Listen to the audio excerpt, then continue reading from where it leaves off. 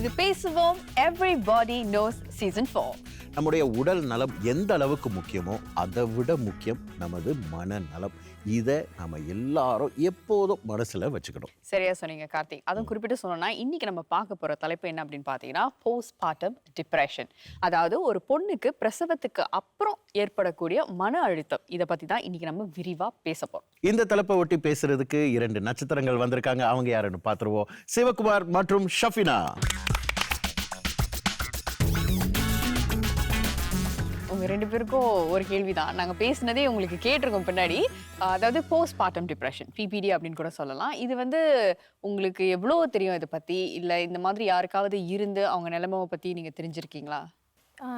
எனக்கே ஒரு அளவுக்கு இருந்திருக்கு. ஏன்னா என்னோட குழந்தைய நான் வந்து கிவ் பர்த் பண்ணும்போது நிறைய எக்ஸ்பெக்டேஷன் இருந்துச்சு. ஏன்னா எங்கிட்ட வந்து உள்ளே போகும்போதே ஆப்ரேஷன் தியேட்டர் உள்ளே போகும்போதே வந்து அதுக்கு முன்னாடியே சொன்னாங்க நார்மல் பேபி தான் ட்ரை பண்ணோம், ஆப்ரேஷன்லாம் போகக்கூடாது, எபிடூரல் எடுக்கக்கூடாது. ஸோ எனக்கு வந்து நிறைய ப்ரெஷர் இந்த மாதிரி இருந்துச்சு. எனக்கு அதுலேயே எனக்கு பாதி லைக் ஐ வாஸ் ரொம்ப ஸ்ட்ரெஸ்ஸாக இருந்துச்சு. அதுக்கப்புறம் கிவ் பர்த் பண்ணதுக்கப்புறம் எனக்கு என்னோட மில்க் சப்ளையும் ரொம்ப குறைவாக இருந்துச்சு. ஸோ அதுவும் எனக்கு இன்னொரு ஸ்ட்ரெஸ், ஆன் ஸ்ட்ரெஸ். அதுக்கப்புறம் ஏன்னு தெரியல, நான் அழுதுகிட்டே இருந்தேன். எனக்கு ரொம்ப டிப்ரெஸ்ஸாக இருந்துச்சு. என் கண்ணால் என்னோட முகத்தை பார்க்கும்போது நல்லா வீங்கிட்டே இருந்துச்சு. So bloated. ஸோ இதெல்லாமே was like adding on to it. And கொஞ்ச நாள் எடுத்துச்சு எல்லாமே கெட் ஓவர் பண்ணுறதுக்கு. இதை பற்றி யாருக்கிட்டையாவது பேசுனீங்களா, பகிர்ந்துக்கிட்டீங்களா? அந்த டைம் வந்து அதை பற்றின நாலேஜ் நிறைய பேருக்கு இல்லை. செகண்ட் பேபிக்கு நான் கிவ் பர்த் பண்ணும்போது இருந்த அண்டர்ஸ்டாண்டிங் அந்த இது இல்லை. எவ்வளவு நாள் எடுத்துச்சு இதுலேருந்து மீண்டு வர்றதுக்கு, உங்களுக்கு புரியுறதுக்கு? ஒரு ஃபியூ மந்த்ஸ் எடுத்துச்சு. ஐயோ. ஆனா அந்த ஃபியூ மந்த்ஸ்ல வந்து உங்களை சுற்றி இருக்கிறவங்களுக்கும் அந்த புரிதல் வந்துச்சா இல்லை எப்படி? கொஞ்சம் கொஞ்சமாக புரிய ஆரம்பிச்சிச்சு. Okay, there's a reason why she's crying. எதுக்கு அழுகுறாங்க, ஏதாச்சும் இருக்கும். அதுக்கப்புறம் தான் வந்து அவங்களுக்கும் புரிஞ்சிச்சு. ஓகே, ரொம்ப யோசிக்காது.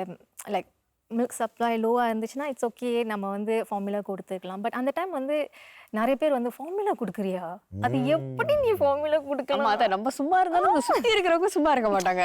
அதிகமான ஒரு எதிர்பார்ப்பு. ஆமா, நீங்க தாய் ஆகிட்டீங்க, பால் வந்து ஆகணும், எப்படி கொடுத்தாகணும் அப்படின்னு. எனக்கு இல்லப்பா. சரி சிவா, இதை பத்தி கேள்விப்பட்டிருக்கீங்களா? கண்டிப்பா. ஏன்னா என்னோட ஒய்ஃப் வந்து எங்களோட பெண் குழந்தை வந்து பிறந்தப்ப வந்து ஒய்ஃப்க்கு வந்து அந்த தாய்ப்பால் கொடுக்கறதுல வந்து அந்த ஒரு பிரச்சனை இருந்துச்சு. அதே இது காமனா நடக்கிற ஒரு விஷயம் தான். ஆனா வந்து அந்த சமயத்துல வந்து பேரண்ட்ஸ் வந்து ரொம்ப சப்போர்ட்டாக இருந்தாங்க. இப்போ நாங்கள் வந்து எங்கள் அப்பா அம்மா இருந்தோம் அந்த சமயத்தில். அப்போ பேரண்ட்ஸ் வந்து சப்போர்ட்டாக இருந்தாங்க. ஆனால் அவங்களுக்கு வந்து ஏன் வந்து மனைவி வந்து ஒரு மாதிரியா வந்து கொஞ்சம் அந்த டென்ஷன் ஆகுறாங்க, ஏன் அவங்களுக்கு புரியல.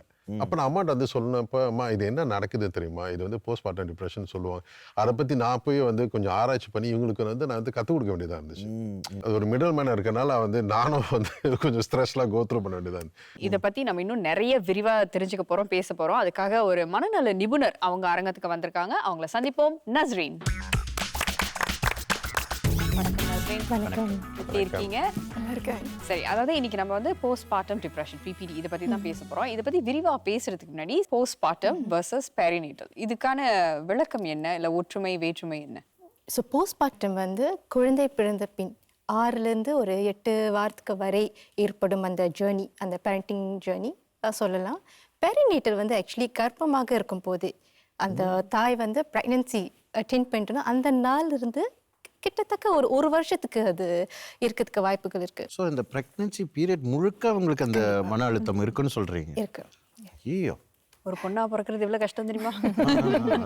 கர்ப்பமா இருக்கிற நேரத்துல வந்து டிப்ரெஷன் இருக்கிறது ரொம்ப ரொம்ப கஷ்டமான ஒரு விஷயம் இல்லையா?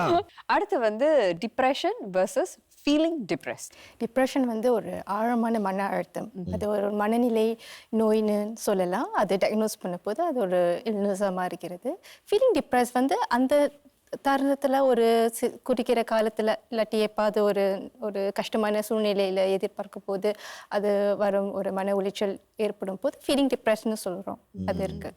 அதாவது கொஞ்சம் தற்காலிகமான ஒரு விஷயம் அப்படின்னு சொல்றீங்க. சரி, இப்போ வந்து ரொம்ப தெளிவாக விளக்கம் கொடுத்துட்டீங்க. இப்போ போஸ்ட்மார்ட்டம் டிப்ரெஷன் அப்படிங்கிறது வந்து எதை குறிக்குது? இது ஏன் போஸ்ட்மார்ட்டம் டிப்ரெஷன் ஒரு பெண்ணுக்கு வருது? ஸோ போஸ்ட்மார்ட்டம் டிப்ரெஷன் வந்து ஸ்பெசிஃபிக்காக வந்து அதுக்குன்னு ஒரு டயக்னோசிஸ் இல்லை. அது மேஜர் டிப்ரெசிவ் டிஸ்ஆர்டர் MDDன்னு சொல்லுவாங்க. ஸோ அதுலேருந்து வரக்கூடிய இதுதான் போஸ்ட்மார்ட்டம் டிப்ரெஷன். ஏன் போஸ்ட்மார்ட்டம்னா அந்த குழந்தை பிறந்த பின் அனுபவிக்கும் அந்த அறிகுறிகள், டிப்ரெஷனோட அறிகுறிகள் ஏற்படும் போதுனால தான், அது தொடர்ந்து வரப்போதுனால தான் அதை வந்து PPDன்னு சொல்கிறாங்க. குழந்தை பிறந்த பிறகு இது வருது. அது வந்து ஒரு சந்தோஷமான ஒரு விஷயம். பட் எதனால இது ஏற்படுது? உடல் ரீதியாக ஏதாவது மாற்றங்கள் வருதா, இல்லை இது வந்து ஒரு மனப்போக்கா, மனநிலை வந்து அவங்களோட சிந்தனையினால இது வருதா? இரண்டுமே இருக்கு. உடல்நாளையும் இருக்கு, அதனால பாதிக்கப்படும் மனநிலையினாலையும் அது இருக்கு. குழந்தை பிறந்த பின் வந்து அதிகமாக குழந்தை மேலே தான் பாசம், அக்கறை, கவனம் இருக்கு. அந்த தாய் மேலே, தாயும் அந்த தந்தையார் மேலேயும் வந்து கவனம் இருக்கா, அந்த அக்கறை இருக்கிறது வந்து மிகவும் குறைவு. அதனால அந்த சவால்கள், அந்த மாற்றங்கள் அடையும் போது குழந்தை பிறந்த பின் ஹோமோனல் சேஞ்சஸ், இந்த மூட் ஸ்விங்ஸ் அதெல்லாம் வருதுல, அந்த சவால்களை வந்து அவங்க மீண்டி வர முடியாமல் இருப்பதுனால தான் அது வந்து மன அழுத்தத்துக்கு வந்து பலியாக ஆகிறது. சரி, எனக்கு ஒரு கேள்வி இருக்கு. ஆக்சுவலி 2 கேள்வி. குழந்தை பிறந்ததுக்கு அப்புறம் இல்லை அந்த பிரச்சனை இல்லை, 2வது குழந்தை பிறக்கும் போது PPD வர்றதுக்கு வாய்ப்புகள் இருக்கா? இது வந்து ஒரு கேள்வி. ஸோ 2வது கேள்வி என்னன்னா வந்து, ஒரு தடவை வந்த PPD 2வது தடவை வரதுக்கு வாய்ப்புகள் இருக்கா? கண்டிப்பாக இருக்கு. ஸோ ஃபர்ஸ்ட் ப்ரெக்னன்சியில் வந்து சாதாரணமாக எல்லாமே நல்லா இருக்கலாம். அப்போ செகண்ட் டைம் ப்ரெக்னன்சி வந்து அவங்க வந்து இந்த மன உளைச்சல் அனுபவிக்கிறதுக்கு வாய்ப்புகள் இருக்குது, கண்டிப்பாக இருக்குது. முக்கியமாக அதாவது இப்போ அந்த செகண்ட் ப்ரெக்னன்சியில் வந்து அந்த குழந்தை, அந்த முதல் குழந்தையோட வயசு வந்து இன்னும் சின்னதாக இருந்துச்சுன்னா, 1 வயசோ 2 வயசோ அந்த மாதிரி இருந்துச்சுன்னா இன்னும் மேல் அது வந்து PPD வர்றதுக்கு வாய்ப்புகள் இருக்குது. அந்த நபருக்கு PPD வர்றதுக்கு இன்னொரு காரணம் வந்து அந்த ஃபேமிலி ஹிஸ்ட்ரியில் அப்படி யாராவதுக்கு அந்த ஒரு PPD டிப்ரெஷன் இருந்ததுக்கு வாய்ப்பு இருந்துச்சுன்னா, அந்த வரிசையில் வந்து அவங்க ஏதாவது ஒரு குடும்பத்தில் இருக்க வர்றதுக்கு வாய்ப்புகள் இருக்குது. அது இல்லாமல் அந்த ஃபேமிலி ஹிஸ்ட்ரியில் எதுவுமே இல்லை, ஆனால் அவங்களுக்கும் திருப்பி அது வர்றதுக்கு வந்து வாய்ப்புகள் இருக்கு.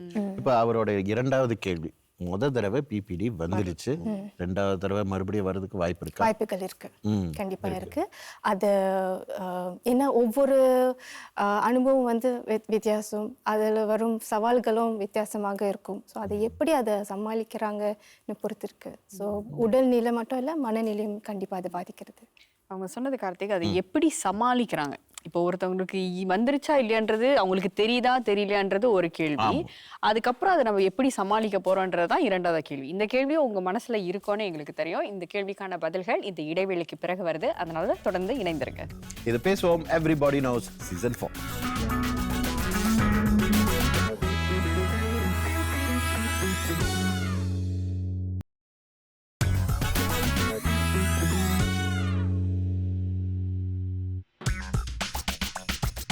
இடைவேளைக்கு பிறகு மீண்டும் சந்திக்கிறோம். இது பேசுவோம் everybody nose season 4. Postmortem depression, PPD, இதை பற்றி தான் நம்ம இன்னைக்கு பேசிகிட்டு இருக்கோம். நஸ்ரீன், வந்து விளம்பர இடைவேளைக்கு முன்னாடி PPDனா என்ன அப்படின்னு நீங்கள் சொன்னீங்க. இப்போ வந்து நமக்கு வந்திருக்கிறது PPD தான் அப்படின்னு நிர்ணயம் செய்கிறதுக்கு ஏதாவது அறிகுறிகள், ஏதாவது கிரைட்டீரியா இருக்கா? ஸோ அறிகுறிகள் என்னவென்றால் அதிகமாக அழுவது. ஏன் அழுவுறோம் கூட புரியாமல் இருக்கும்.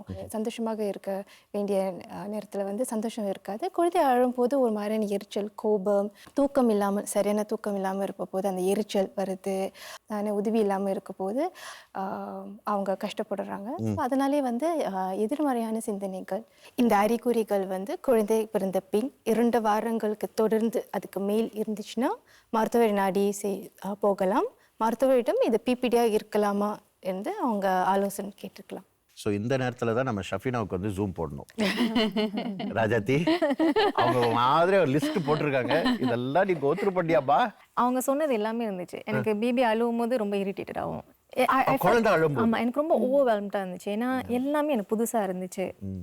எனக்கு அதை எப்படி அடாப்ட் பண்ணோன்னு தெரியல. எனக்கு எப்படி எனக்கு ரொம்ப கில்ட்டியாக இருந்துச்சு. இந்த குழந்தை அழுவும் போது எனக்கு ஏன் எரிச்சல் ஆகுது, அது ஒரு இது இருந்துச்சு. ஸோ இந்த நேரத்தில் சிவாவுக்கு ஜூம் போடுங்க. ஏன்னா வந்துட்டு இந்த ஒரு சமயத்தில் வந்து ஆண்கள் வந்து உண்மையிலே ஒரு புரியாத ஒரு சுச்சுவேஷனில் இருப்பாங்க. ஏன்னா அவங்க தான் அது கோத்ரூ பண்ணுறாங்க. அது அவங்களுக்கு சொல்ல தெரிய மாட்டேங்குது, புரிய மாட்டேங்குது. இந்த நேரத்தில் நம்ம ஆதரவாக இருக்கணும், இல்லைன்னா நம்ம மேலே வந்து அடி விடுவோம். ஸோ நீங்கள் இதை எப்படி சமாளிச்சிங்க சிவா? ரொம்ப முக்கியமாக நம்ம என்ன செய்யணும்னா, அதாவது வந்து அமைதியாக இருக்கணும். Be a good listener. அது ஒரு வாரத்துல வந்து நான் புரிஞ்சுக்கிட்டேன், இந்த சமயத்துல நம்ம வந்து அமைதியா ஆதரவா இருக்கிறது தான் சரியா வரும். அந்த நேரத்துல போய் நீ ஏன் வர, இதெல்லாம் ஒரு பிரச்சனையா, இதெல்லாம் ஏன் இப்படி இருக்க, இதெல்லாம் வந்து நொட்டு சொல்லிட்டு இருந்தோம்னா வந்து சரியா வராது. இது வந்து நல்ல அனுபவத்தோட நான் கத்துக்கிட்டேன். வாயை திறந்தா செருப்படி கன்ஃபார்ம் அப்படின்னு புரிஞ்சு வச்சுட்டு அமைதியா இருந்துடணும். சரி, அது வந்து நம்ம இப்ப சிரிச்சுக்கிட்டு இருந்தாலும் கூட இந்த பிரச்சனை வந்து ரொம்ப சீரியஸான ஒரு பிரச்சனை தான். நிறைய பெண்கள் இதை வந்து கோத்ரூ பண்ணிட்டு இருக்காங்கன்னு நினைக்கும் போது கொஞ்சம் கஷ்டமா தான் இருக்கு. அடுத்து இந்த பிரச்சனையால பாதிக்கப்பட்ட ஒரு பெண்மணியின் கதையை தான் பார்க்க போறோம். இதோ காணொளி. எனக்கு பிபிடி எப்போ இருந்துச்சுன்னா என்னோட ஃபர்ஸ்ட் சைல்ட் அவருக்கு வந்து 37 வீக்ஸ் அப்போது டாக்டர் சொல்லிட்டாரு, ஓகே உங்கள் பையன் வந்து கொஞ்சம் பெருசாக இருக்கார், so we definitely have to induce you, நீங்கள் இன்றைக்கி ராத்திரியே வந்துடுங்க. ஸோ எனக்கு வந்து வெரி இம்பார்ட்டன்ட் என்னோட மனநிலை வந்து வாட் ஹேப்பன், வை சடன்லி நான் வந்து வெயிட் பண்ண முடியல. ஸோ இந்த மாதிரி எல்லாம் தோண ஆரம்பிச்சிச்சு, அந்த நெகட்டிவ் இமோஷன் சொல்கிறாங்களே. So already started to come in after we gave birth and brought the child back home. Unfortunately எனக்கு வந்து பால் கொடுக்க முடியல, அந்த ஒரு நிலைமை வந்துச்சு. பிள்ளை அழுதுகிட்டே எவ்ரிடே அழுதுகிட்டே இருந்துச்சு. ஸோ நான் வந்து ரொம்ப கவலையில் இருந்தேன். சும்மா நான் அழுதுட்டு இருப்பேன், ஏன்னா ஏன் பிள்ளை அழுதுட்டு இருக்கு, ஏன் என்னால் பால் கொடுக்க முடியல. ஒரு 4 பேர் அப்படி வந்து கேட்டாங்கன்னா என்ன சொல்லுவேன், லைக் என்ன நினைப்பாங்க என்னை பற்றி, நான் நல்ல அம்மாவாக இருக்கேனா, இந்த மாதிரி ஒரு ஒரு ஒரு மனநிலை. ஸோ இதுக்கப்புறம் வந்து எனக்கு 2 பசங்க வந்தாங்க. அண்ட் தென் நாலாவது திரும்பவும் இந்த இமோஷன்ஸ் திரும்ப வந்துச்சு. ஏன்னா எனக்கு தெரியல, நான் வந்து 4 months ப்ரெக்னெண்ட்டாக இருந்தேன். We want to see the doctor சொல்லிட்டாரு, ஓகே உங்களுக்கு பிளசண்டா ப்ரீவியர்னு இருக்குது, it's quite a huge complication, you have to take bed rest, நீங்கள் வந்து கொஞ்சம் பார்த்து நடக்கணும். இந்த மாதிரி ஒரு நாள் என்னோட அந்த வாட்டர் பேக் உடஞ்சிச்சு. இது வந்து 6வது மாதம், என்னோட பிள்ளை வந்து is 24 weeks 6 months. So I was really going through a very terrible time because I don't know what's going to happen. The operation took place ICUல ஒரு 3 நாள் இருந்தேன், ஹாஸ்பிட்டலில் ஒரு 12 நாள் இருந்தேன். ஆனால் I only managed to go and see my child on the 8th day. அதுக்கப்புறம் about few months later பிள்ளைக்கு வந்து PDA for the heart. That one is also a big thing because ஒரு அம்மாவா இது பார்க்க என்னால் முடியல. எங்கள் அம்மா நான் வந்து உட்காந்து நான் அழுதுட்டு இருந்தேன். I was just crying. few monthsலாம் முடித்தோடனே திரும்பவும் பிள்ளைக்கு வந்து ஹர்னியா. அதே மாதிரி ஹாஸ்பிட்டலுக்கு போய் அவர் வந்து அந்த ஹர்னியா ஆப்ரேஷன்லாம் முடித்தார். ஃபேமிலி தான் எனக்கு வந்து ரொம்ப சப்போர்ட் கொடுத்தாங்க. இட்ஸ் ஓகே, நீ வந்து டேக் பேபி ஸ்டெப்ஸ்.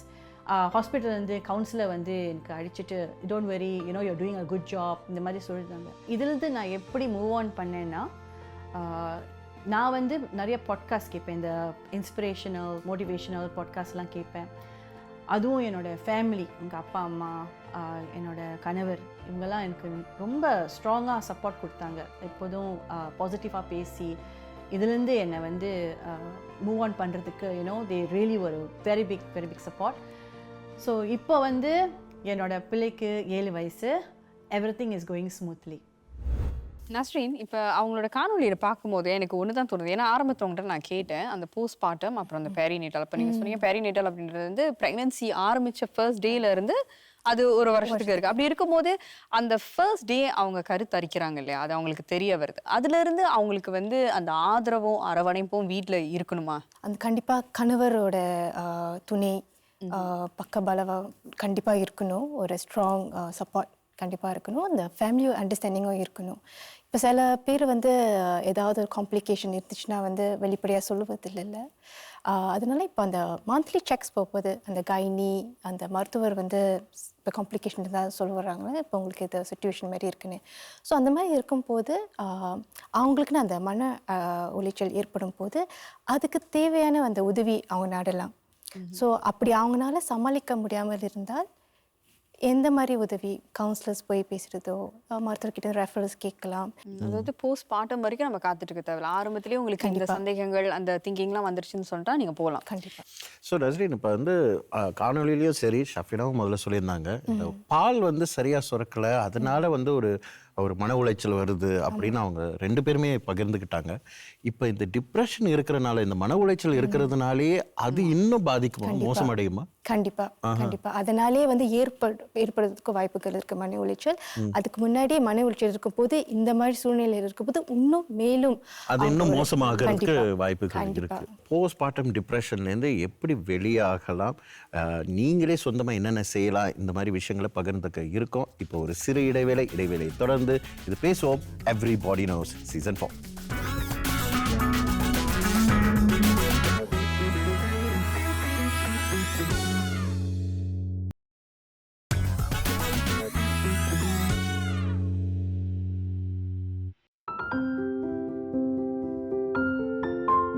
நம்மெல்லாம் பல பேர் காலையில் எழுந்தவுடன் செய்கிற ஒரு விஷயம் என்னன்னு தெரியுமா? படுக்கையில் இருந்தபடியே ஃபோனை யூஸ் பண்ணுறது தான். கண்ணை திறந்த உடனேயே ஃபோனில் இருந்து வர கதிர்வீச்சுகளுக்கு ஆளாகிறோம். மைண்ட்ஃபுல் மார்னிங்ஸ், அதாவது நம்ம கால வேலையை எப்படி 10 நிமிஷங்களில் ரிலாக்ஸ்டாக மனதார தொடங்கலாம் அப்படின்னு பார்க்கலாம்.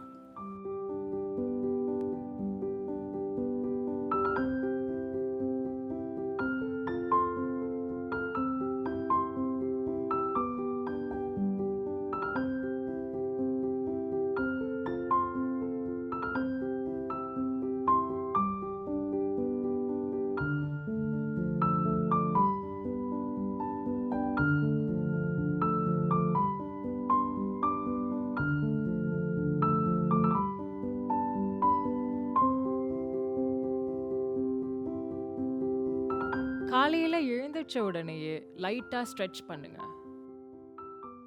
அடுத்து ப்ரீதிங் எக்ஸசைசஸை பண்ணுங்க. ஒரு நாற்காலியிலோ இல்லை தரையிலோ கம்ஃபர்டபுளாக உட்காந்துக்கங்க. கண்ணை மெதுவாக மூடுங்க. ஒரு 2 நிமிஷங்களுக்கு மூக்கு வழி ஆழமாக மூச்செடுத்து வாய் வழி மெதுவாக மூச்சை வெளியாக்குங்க. உங்கள் சுவாசம் உடலுக்குள்ளே போகிறதையும் வெளியாகிறதையும் உணருங்க. உங்கள் சிந்தனையை உங்கள் உடல் உறுப்புகள் மேலே ஒவ்வொன்றா வைங்க. உங்கள் கால் விரல், கால் பாதம், கால்கள், கைகள் அப்படின்னு ஒவ்வொரு உடல் உறுப்பையும் உணருங்க. உங்களுக்கு ஏற்ற உறுதிமொழியை மனதார சொல்லுங்க. ஒவ்வொரு காலையிலும் எழுந்தவுடன் இதை செஞ்சு பாருங்க. வெறும் 10 நிமிஷங்கள் தான். உங்கள் காலை பொழுத மனநிறைவோடு ஆரம்பிங்க. ஒரு நாளில் நீங்கள் என்ன செய்கிறீங்க, அதை விட முக்கியமானது அந்த நாளை எப்படி ஆரம்பிக்கிறீங்க. அதுக்கான டிப்ஸ் தான் சக்தி மேகனா கொடுத்துருக்காங்க. காலையில் எழுந்தவுடன் இந்த டிப்ஸ்லாம் நீங்கள் ஃபாலோ பண்ணிங்கன்னா அந்த நாள் ரொம்ப நல்ல நாளாக உங்களுக்கு அமையும். சவினா, உங்களுக்கு ஒரு கேள்வி இருக்குன்னு சொல்லிடுங்க. இந்த டிப்ரெஷன் வந்து வெளியே வரதுக்கு வந்து மருந்து, சிகிச்சை இது எல்லாமே வெளியே வந்துடலாமா, இல்லாட்டி இது இருந்தால் தான் நம்மளுக்கு ஹெல்ப்ஃபுல், இல்லை இதுலேருந்து வெளியே வர முடியுமா? டிப்ரெஷனுக்கு அந்த நிலைமைக்கு போயிட்டோன்னே மோசமான நிலைமையில் இருக்க போது டயக்னோசிஸ்ன்னு சொல்கிறாங்க. அந்த மாதிரி சூழ்நிலையில் இருக்க போது கண்டிப்பாக வந்து மருந்துகள் கொடுத்து அந்த கொஞ்சம் மூட் அட்ஜஸ்ட்மெண்ட் சொல்லுவாங்க. அதுக்கான ஒரு மெடிகேஷன்ஸ் இருக்குது, ப்ரிஸ்கிரைப் பண்ணதுக்கு வாய்ப்புகள் இருக்குது. அது மட்டும் இல்லை, கண்டிப்பாக தெரப்பி போகிறதுக்கு வந்து அந்த சைக்காலஜிஸ்ட் வந்து அட்வைஸ் பண்ணுவாங்க. கண்டிப்பாக அந்த மருந்தோடு அந்த தெரப்பிக்கு போகிறது வந்து மிகவும் முக்கியம். ஒரு கணவனும் மனைவியோ தம்பதியாக சேர்ந்து இதை எப்படி சமாளிக்கலாம், உங்களை பொறுத்த வரைக்கும் நீங்கள் சொல்லுங்கள். அந்த மனைவி கர்ப்பமாக இருக்கிறது தெரிஞ்சவுடன் இப்போ நம்ம பெஸ்ட் ஃப்ரெண்ட்ஸ், ஒரு நெருங்கிய தோழி கூட எப்படி இருப்போமோ அதே மாதிரி அந்த கணவரும் மனைவியரும் ஒன்றாக இருக்கணும். இப்போ அந்த மந்த்லி செக்ஸ் போகிறாங்களே, இந்த ஒய்ஃப் மந்த்லி செக் போகும்போது கணவரும் முக்கியமாக கண்டிப்பாக போகணும். கர்ப்பமாக இருக்க மட்டும் இல்லை, குழந்தை பிறந்த பின் அதுக்கு பின் வரும் அந்த சவால்களை வந்து அவங்க எப்படி சமாளிக்க போகிறாங்க, பொறுப்புகளை எடுத்து எப்படி அதை பிரித்து அதை சமமாக பார்த்துக்க போகிறாங்க, இது எல்லாமே அனைத்தும் வந்து ஆரம்ப கட்டத்திலேருந்து அது பேசணும். பேசினா தான் இந்த மன உளைச்சலெல்லாம் சமாளிக்கிறதுக்கு கொஞ்சம் சுலபமாக இருக்கும். பிபிடி போஸ்ட்மார்ட்டம் டிப்ரெஷனை பற்றி நாம் இன்றைக்கி பேசிக்கிட்டு இருக்கோம். அடுத்து நம்ம நட்சத்திரங்களுக்கு ஒரு சின்ன நடவடிக்கை காத்துக்கிட்டு இருக்குது. என்னது, தொடர்ந்து பாருங்க. நட்சத்திரங்களுக்கான நடவடிக்கை தயார். இப்போ பார்த்தீங்கன்னா அவங்க இப்போ வந்து வெயிட்டட் வெஸ்ட் போட்டிருக்காங்க. அதாவது பிரசவம் முடிஞ்சு பெண்கள்லாம் இந்த வெயிட் போட்டுருவாங்க இல்லையா, அதை ரீக்ரியேட் பண்ணுறதுக்காக 10 கிலோ எடை உள்ள வெஸ்ட்டை இப்போ அவங்க கொடுத்துருக்கோம். 10 கிலோ போடுவீங்களா? எக்ஸ்ட்ரீம் சிச்சுவேஷனை காட்டணும், அதுக்காக தான் நம்ம கொடுத்துருக்கோம். அதே நேரத்தில் இப்போ வந்து இவங்களுக்கு அந்த ஹெட்செட்டில் வந்து ஒரு ஓசை கேட்கும். அது என்ன ஓசைனா கேளுங்க. மறுபடியும் அதே சத்தம் அந்த நாள் ஞாபகம் வருதே. இந்த மாதிரி குழந்தை அழுகிற சத்தம் இந்த ஹெட்செட்ல அவங்களுக்கு இப்ப கேட்க போகுது. போட்ட உடனே நம்ம பேசுறது அவங்களுக்கு கேட்காது, வெறும் அந்த அழுக சத்தம் மட்டும்தான் ஓ கேட்கும். சரி. சோ நெஞ்சில இந்த கணத்தோட காதுல எரிச்சலோட இந்த ஜிக்ஸா பஸல அவங்க சால்வ் பண்ணணும். இது நல்லா இருக்கே. யாருக்கு இல்ல உங்க பாக்குறதுக்கு நல்லா இருக்கே. இதுக்கு என்ன காரணம், இதனால நம்ம என்ன சொல்ல வரோம்னு நம்ம நடவடிக்கை முடிஞ்சிட்டு சொல்லுவோம். சரி ஓகே. சரியா? தயாரா இருக்கீங்களா? இப்ப ஹெட்செட்டை போட்டுக்கங்க. இது ஊவா போடுங்க. அழுகை சத்தம் ஸ்டார்ட்.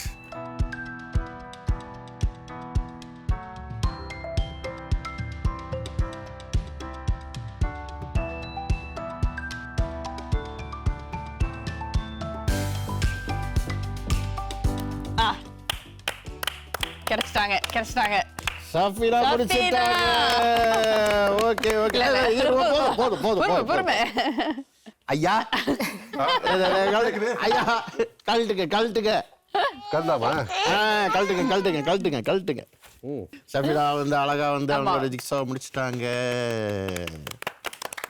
இது கேட்டே ஆகணும். எப்படி இருந்துச்சு இந்த அனுபவம்? அதாவது காதுல வந்து அந்த புள்ள அழுதுகிட்டே இருக்கு, கனம் இருக்கு, அதே நேரத்துல இதை ஃபோக்கஸ் பண்ணி செய்யறது எப்படி இருந்தது அனுபவம்? பழகிடுச்சு. இந்த புள்ள பேட் கேண்டிடேட். உண்மையில வந்து ஒரு சிரமமா தெரியல. ஏன்னா வந்து நான் டாக்டர் வந்து அவங்க சின்ன வயசா இருக்கும்போது இப்ப அவங்க 10 வயசு, அவங்க பேபி என்ன பேர் இப்படிதான் தூக்கிக்கிட்டு நான் ஏதாவது படிச்சுக்கிட்டு ஏதோ ஒரு வேலை பண்ணிக்கிட்டு வேலை நடந்துக்கிட்டு தான் இருக்கும். ஸோ அவங்க தூக்கிட்டு அது ஒரு பெரிய விஷயம் கிடையாது. அப்ப கார்த்திக் நம்ம ஒரு தப்பு பண்ணிட்டோம். இது அவங்கள செய்ய வச்சிருக்கூடாது, உங்களை செய்ய வச்சிருக்கணும். நியாயமான விஷயம். இந்த அற்புதமான நிகழ்ச்சிக்கு வந்த நமது நஸ்ரீனுக்கு நன்றி சொல்லிவிடுவோம். நஸ்ரீன், இப்ப வந்து இன்னைக்கு நம்ம பிபிடியை பத்தி பேசணும். இறுதியா ஏதாவது சொல்ல விரும்புறீங்களா? இந்த பற்றி பேசுறதுக்கு வந்து கூச்சப்பட வேணாம், வெக்கப்பட வேணாம். இந்த மாதிரி விஷயங்கள் வரப்போது, அந்த அறிகுறிகள் வரப்போது உதவி நாட தயக்கப்பட வேணாம். நன்றி. நன்றி. அதே நேரத்துல சிவா, ஷஃபினா அவர் பாருங்க இன்னும் ஜிக்ஸா பஸல் செஞ்சுக்கிட்டே இருக்காரு. ஐயா முடிஞ்சிருச்சு. வீட்டுக்கு எடுத்து போயிட்டு குழந்தையோட சேர்த்து செய்யலாம். ஆனா உண்மையில இந்த நேரத்துல வந்து அரங்கத்துக்கு வந்து நிறைய விஷயங்கள் வந்து சொல்லியிருந்தீங்க. அதுக்கு ரொம்ப ரொம்ப நன்றி. எங்களுக்கும் ரொம்ப சந்தோஷம். தேங்க்யூ. தேங்க்யூ. இந்த தலைப்போட இந்த நிகழ்ச்சி ஒரு முடிவுக்கு வருது. அப்படி சொல்லும் பொழுது கடந்த 13 வாரங்களா நாங்க பேசின தலைப்புகள் எல்லாமே வந்து உங்களுக்கு பயனுள்ளதா அமைஞ்சிருக்கும் அப்படின்னு நாங்க மனப்பூர்வமா நம்புறோம். நீங்க எவ்வளவு பிஸியா இருந்தாலும் தயவு செஞ்சு உங்களுக்குன்னு நேரத்தை ஒதுக்குங்க. உங்களுடைய உடல்நிலை, மனநிலை சீரா இருக்கணும். அதை நிராகரிச்சிடாதீங்க. உதவி தேவைப்பட்டா தயங்காம மருத்துவ நிபுணர்களை நாடுங்க. நாங்க வழக்கம் போல சொல்றது ஒரே விஷயம் தான், வருமுன் காப்போம். அதாவது வர்றதுக்கு முன்னாடி அதுக்கான ப்ரிகாஷனை எடுத்து நீங்க நல்லா இருந்தீங்கன்னா எல்லாமே சரியா அமையும். ஆமா, இன்னொரு விஷயம் நாங்க சொல்றது எப்போதும் தீர்வை நீங்களே தேடக்கூடாது. எந்த பிரச்சனையா இருந்தாலும் ஒரு மருத்துவரை போய் பாருங்க. அவங்களோட ஆலோசனைப்படி நீங்க தீர்வு காணுங்க. மீண்டும் வாய்ப்பு கிடைத்தால் இதே போன்ற இன்னொரு நிகழ்ச்சியில நாங்க உங்களை சந்திக்கிறோம். விடைபெறுவது கார்த்திகேயன் சோமசுந்தரம், ஷாமினி குணசேகர். இது பேசுவோம். Everybody nose season 4.